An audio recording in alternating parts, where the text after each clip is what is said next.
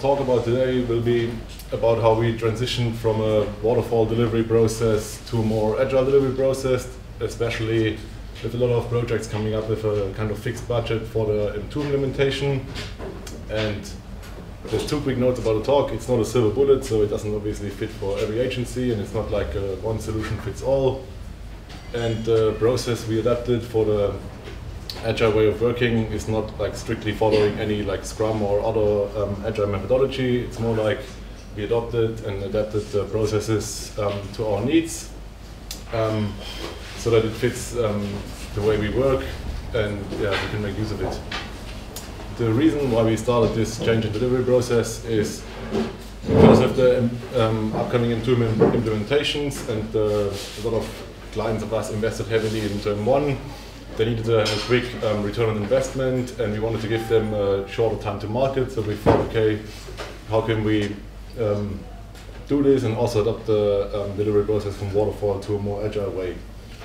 So what we faced most with the M2 projects was that the clients came up with this big request for big project brief, but only the small budget they are happy to invest, because they already invested heavily in term 1. So we kind of faced this issue, and we were like, okay, how can we adopt this? And of course, at the beginning of every project, we had this initial struggle of they want to have a fixed scope, they want to have a fixed timeline, and they want to have a fixed cost for the project, without like leaving out any features they already have in M1. And we were thinking, okay, what is the best way for us to solve this problem? And after considering like a certain number of facts, we thought, okay, we either use superpowers, kind of like a superpower is an exceptional or extraordinary power or ability that helps a hero to solve problems that seem impossible for common people. So even they have this massive client brief, we are happy to do this with a fixed budget on a like certain price. But while some people at our agency have this superpower to sometimes implement features on a really tight budget and a really tight schedule, it's not really sustainable for us for a complete M2 rebuild or a complete M2 migration. So we started thinking about other ways to do it. There are many things to consider, like monitoring, reporting. How are we doing this? Do we just adjust our waterfall way of working, or do we start implementing something new like Agile? So the main considerations were around a typical waterfall approach with slight adjustments, or a new way of delivering using waterfall. So the main three questions we considered were like, okay, why do our clients want a typical waterfall approach? What are the benefits for them? Why might they not like an agile way of working? And what were our issues with the typical waterfall approach for the projects in the past? So we started thinking about it, and obviously for the client it's really important to have reliable project dimensions. So for them it's easiest to work with us if they have a fixed scope, fixed budget and a fixed timeline, because for them it makes it really easy to control. They get this nice little Gantt chart, which most of the time actually only exists in MS Project or Merlin, because we all know if you look at the Gantt chart at a certain time in the project, it's actually derailing, and then the whole thing only exists for them to say, okay, look, we're here right now, and it's easy for them to report. The other thing is that it allows them for competitive bidding. If they have this project brief, they get different budgets, they get different costs from different agencies, and they can easily compare the scope with other agencies and then pick whatever is best for them. Sometimes the clients have, after talks to the clients, they have a feeling that with an agile way of working or like a time material kind of contract, they get the feeling that the agency rips them off. They maybe got burned in the past, or they had like a really bad experience with an agile way of working. So there was another hurdle we had to take. And of course, the client always knew what they want from the beginning. They don't feel like there's any change coming up during the project, and they feel like all the things which were written in the request for proposal or in the project brief is what they actually want at the end. Even a project is like 6, 9, 12 months long, and they still know what they want up front. And with the waterfall way of working, they also felt like they have way more control over the project, even it's not always the case, because a lot of people are not familiar with Magento from our clients, and they don't actually know what's going on or what they get at the end or how features work, especially with M2, because a lot of things are new, and it's not like in M1 where a lot of people already work with it for a long time.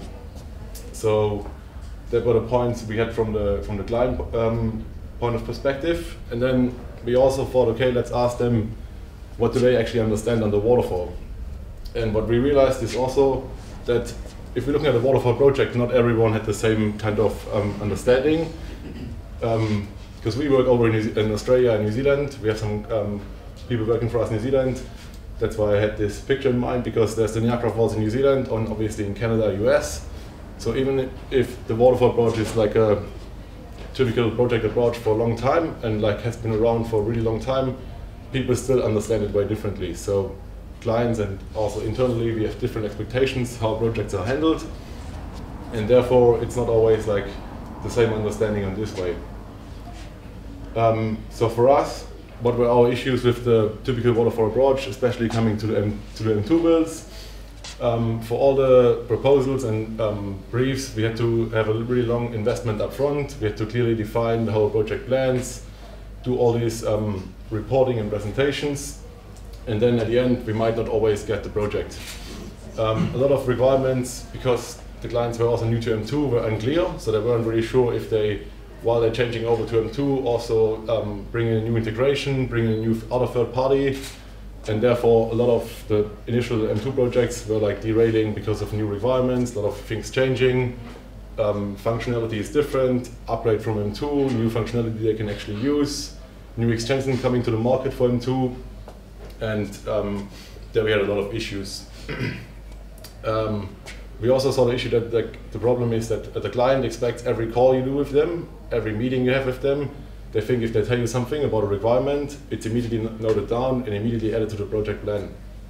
But it's obviously not the case, because once you agree on a project plan at the beginning, everything else comes up afterwards. You kind of either put it in a change request, or you have like a really strict change management policy, so that all these changes are actually documented properly, and the budget or like the scope gets changed accordingly. We also realized that in a typical waterfall approach, that all the even good ideas during a project are actually threatening the whole project scope or one of the iron triangle items. So if you have a new feature coming up, the client wants it, it's affecting the scope, it's affecting the budget, it's affecting the resources also. So it clearly seemed like for us that changes are not welcoming, and it's unsatisfying for the clients to have these ongoing budget discussions, ongoing scope discussions, and the collaboration in the project was getting more and more difficult all the time. So after this, we realized, okay, why not change also the delivery process with the new M2 builds? And I think this picture sums it, or like this slide really sums it up. The typical waterfall approach contracts are really about protection. The agency and the customer, they're both kind of trying to protect themselves against additional costs, against additional features in the scope, and against adding on timeline, or like adding on time in the timeline. And for us, Agile, like the whole manifesto says, is about building trust, and is about building a partnership and working together on a project, rather than always pointing back to the project plan.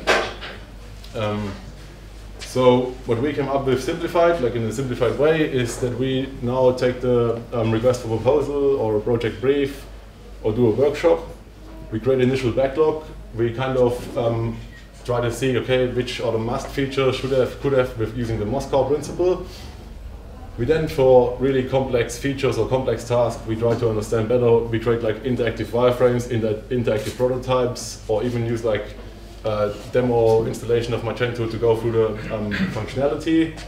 After that, we try to simplify some features to kind of get them down in budget or kind of get them down in timeline, depending on the client's needs.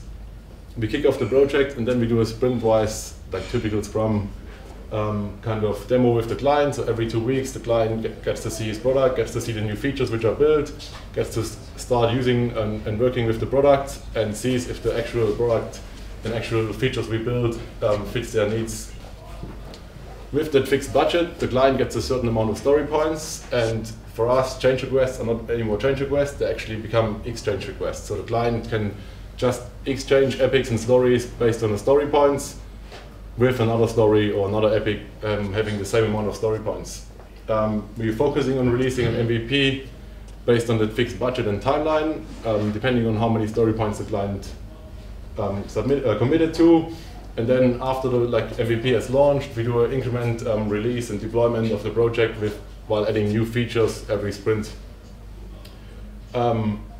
So obviously we had to think about a new kind of contract with this approach, and to not like confuse the client too much, we start always off with like a discovery. So the first contract is like a discovery contract, where we have a fixed price for the discovery session, or like the building out the product backlog. So he has a fixed scope. The client knows he gets the whole, like the initial backlog created, while there can still be changes later on in the project.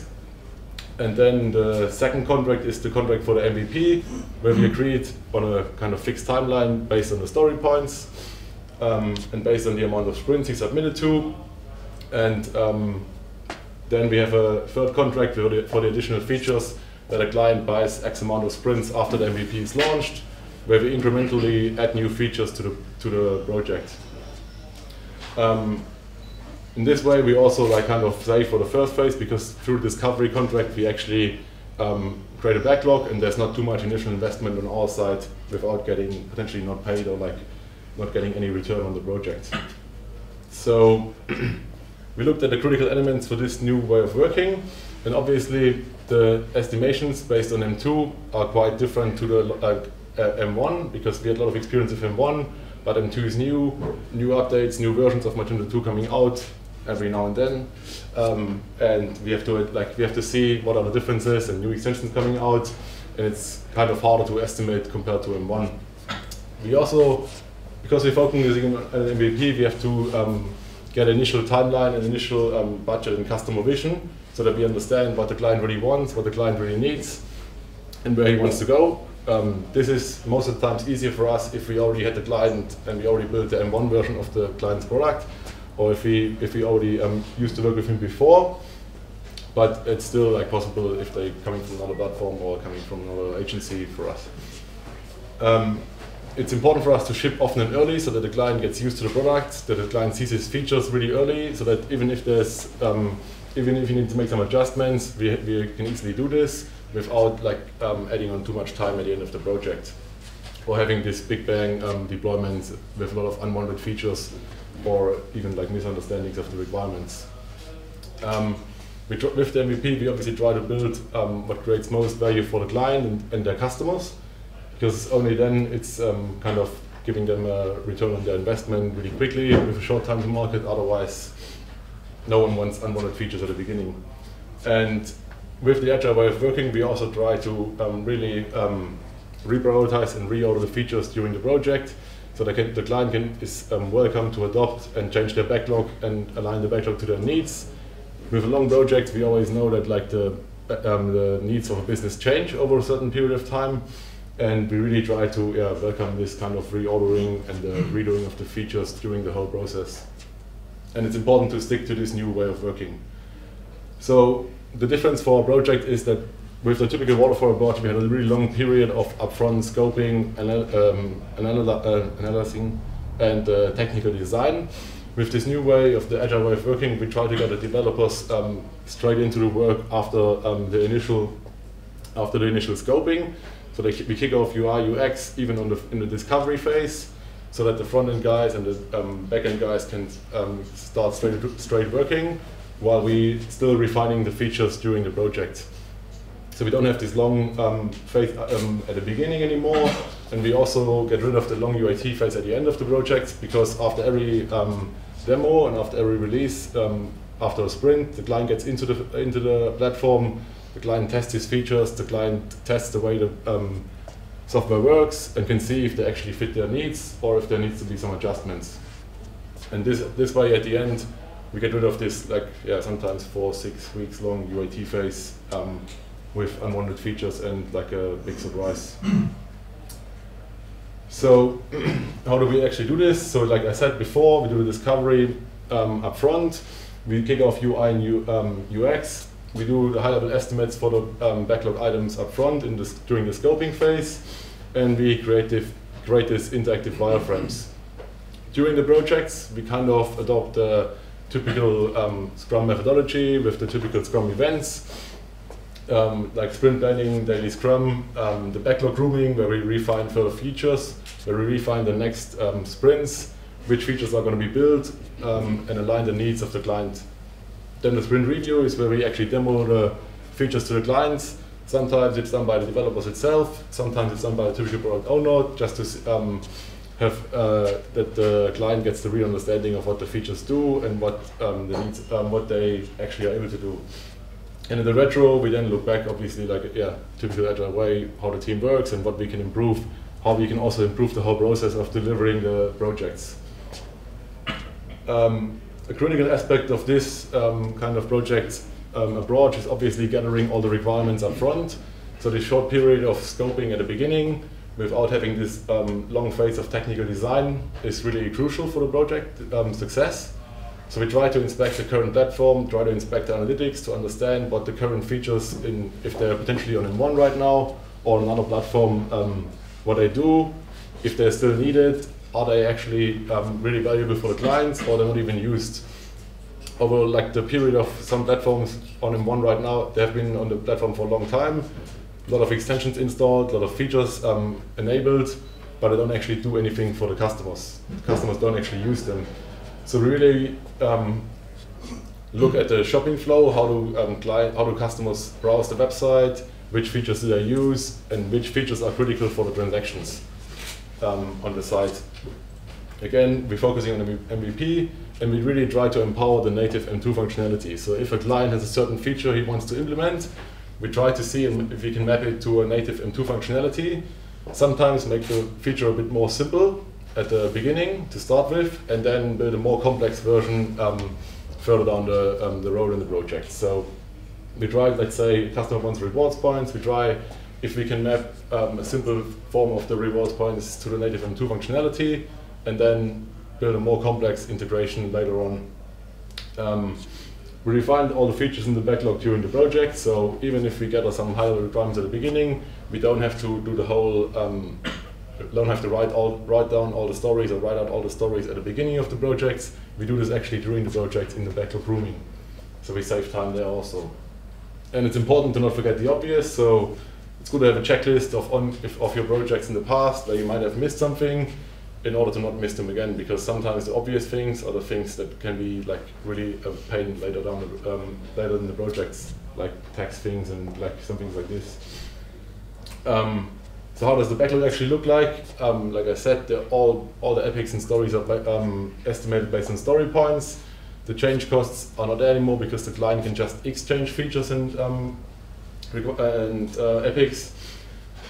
With features which have high complexity, we try to get high clarity at the beginning with the wireframes or like prototypes, and we use the Moscow principle to kind of prioritize them. So we say like 70% of the backlog, of the initial backlog, is the amount we use for the MVP. The other 30% of the should is the one we use for the whole project budget. And then, because we use high and low estimates, and we always take the high estimates for the projects, the 20% could buffer is if we actually faster, or like if we have 2 sprints as a buffer normally. If we actually can put something in there, we also add this to the project. And then obviously there's the items which are not in scope and don't get built. So how do we get a timeline and cost for the projects? So as I said, all the story points have a certain cost. We add the buffer to the cost so that we actually don't run over. We can say, okay, if a client has 300 story points and the velocity of the team, or like 900 story points, the whole backlog, and its velocity is like 90 story points per sprint, we then have 10 sprints. We add 2 sprints as a buffer, and therefore we can give the client like kind of a timeline, kind of a fixed cost, and we can also, if needed, give them like a feature breakdown per sprint, so that the client has actually some kind of a timeline, some kind of a like Gantt chart, if you want to call it like this, where he sees which features get built for them in which sprint. But we benefited. We have launched like 4 projects now in Magento Cloud with this way, and what we really realized is that the real big bonus and the really big positive thing about this is that the developers get right into work. They don't get a project plan or something, or like a technical design after 3 months of scoping and analysis, so they actually can get straight started after the initial backlog is created. It empowers them because they're right into the project with the estimations. They get to see what actually has to be built. And with the faster deliveries and the faster feedback from the client after every sprint, they actually get quick feedback rather than get told after 6 months of development when we release to the client, oh, that's actually totally different, and the developer has already done this like 5 months ago and has to redo some functionality there. So this is really good and reduces the risk and frustration with the client as well. And what it means for us is that we have a greater collaboration with the client, and we actually have a real partnership with them. For the clients, they actually can see the progress quickly, they can get into the platform quickly, they get used to Magento 2, because most of the people have not worked with Magento 2 before. It allows them to change the scope, and they're, like I mentioned before, able to align their backlog needs with their current business needs. So if a business need changes, they can easily change this feature out in the backlog if it's not locked in for the next 1 or 2 sprints. With this ongoing UAT, as I mentioned before, after every demo, we also have a shorter handover period at the end, and shorter UAT phase, which also saves resources on the client side. So summing up, what you can get rid of is this long UAT phase, a lot of unwanted features you signed off 6, 9, 12 months ago. Any of the big bang releases where the client gets to see their projects after a long time.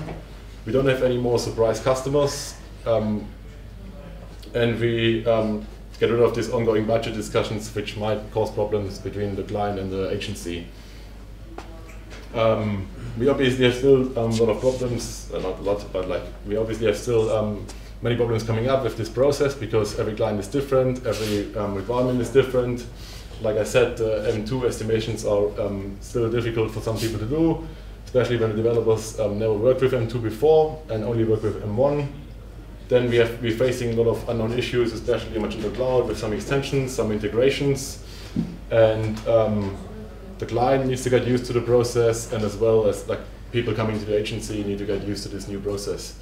But we're always working on it, and the problems can either hinder us using this new process, or we can find new solutions on how we can improve the process, how we can make use of this new process, and enhance the good things on this process.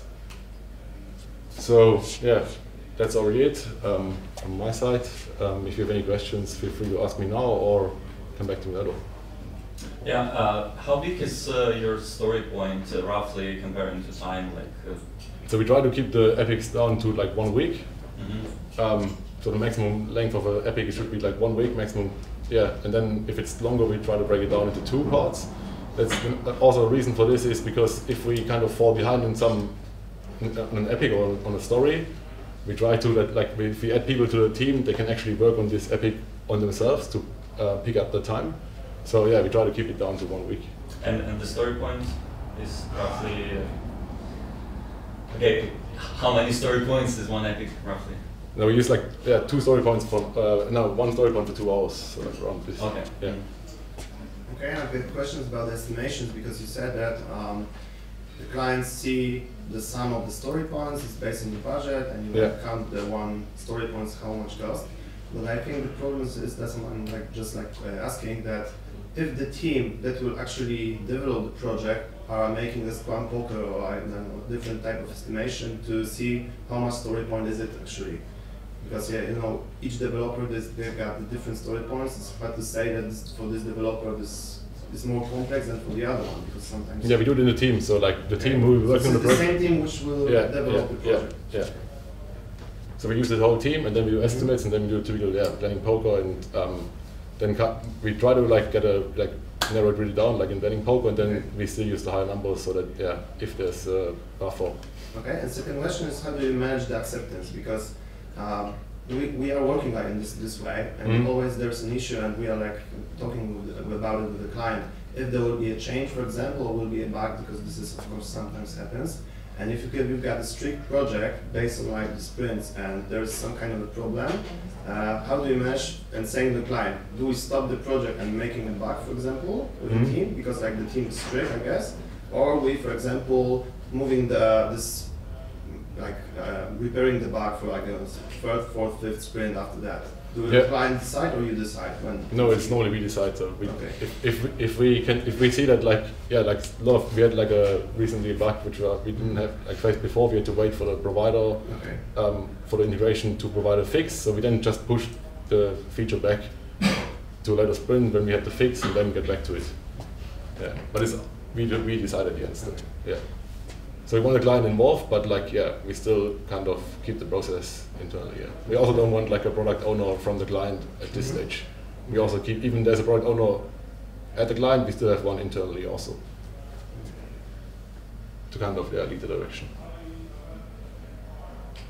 I have a question. How do you work with clients accepting the parts of the project? Do you only do it on this contract basis, MVP features, or after MVP and other features, or do you work it after each sprint?